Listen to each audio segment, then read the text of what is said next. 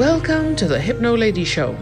I'm Maureen Pisani, your host, and here we will discuss all sorts of topics regarding life, its problems, complementary modalities that help, and what to do to empower yourself on a daily basis. We will discuss all kinds of modalities and how and why they give you results and what you can do to have a better today every day.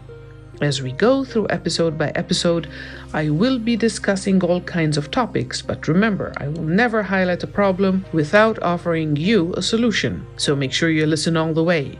Fair? Ready? Good. Let's go. Welcome to the Hypnolady show. I'm Maureen Pisani, your host, and today we're going to discuss one of the books.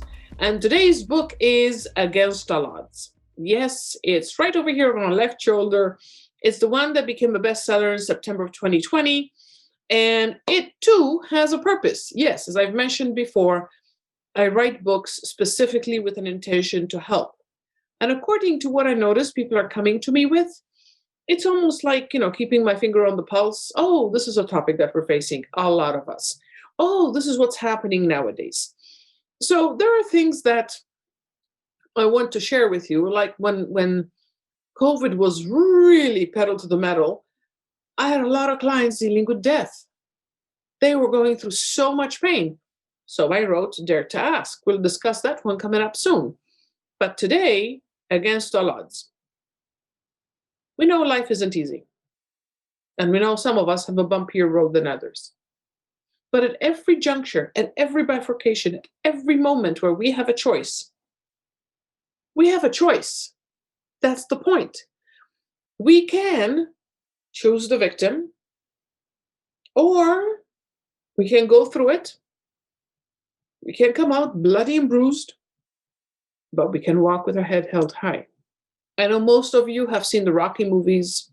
If you haven't watched them, they're fantastic. But the theme in the Rocky movie is that for about 75% of the movie, Rocky is getting pummeled. Everything that can go wrong does.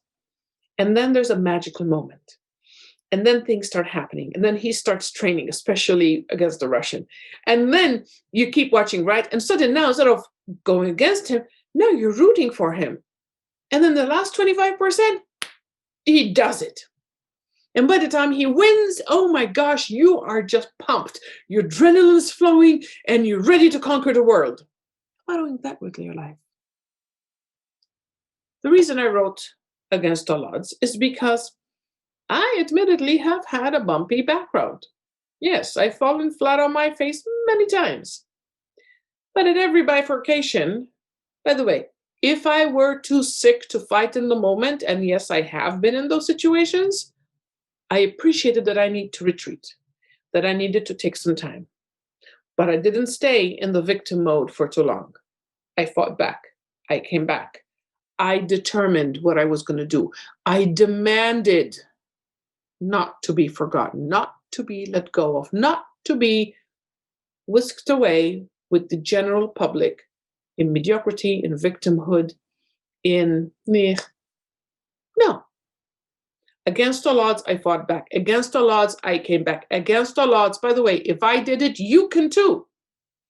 So the book is about 60%, 70% memoir. But at the end of every chapter, there's a question, which brings in the story you just finished into you. And if you're looking at the book and if you're wondering about, can I do that? Do I have it? Yes, you do. Could I really step up? Could I really speak up? Could I really go and protect some? Yes. What if I spoke up for me? Those thoughts, I wrote it on purpose to trigger those thoughts. If she can go through that, then I can too. Yes, you can. If she can overcome, then I can too. Yes, you can. So when it comes for this book, Against All Odds, there are so many topics that I cover here. Happy, sad, defiant, death. One of the questions here, give you a little teaser here. What labels have you been given that have affected you? How do you think of yourself? How do you live your life? What labels identify you? One simple comment from a person who you deem important, if they say it in a way that hits the wrong chord, it's resonating inside you forever. Do you really need to hold on? What if they were in a bad mood? What if they were exhausted? What if they were in pain? And they said the wrong thing at the wrong time? Do you really need to hold on to that one label because he or she said it? No. Give yourself time. You have so much resilience. Let me see if I can find you another one, because I know that there are many. Here. What incident still riles you up? See, I'm actually reading, guys. What incident still riles you up? Who do you remember invalidating your opinion? How did you handle it? How would you have liked to have handled it? What lesson did you learn about that individual? What lesson did you learn about yourself?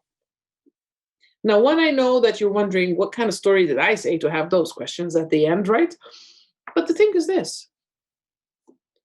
There are moments when we shine. There are moments when we fall flat on our face. There are moments where we look back and go, oh my gosh, I can't believe I did that. Oh my goodness. Well, how would you have liked to?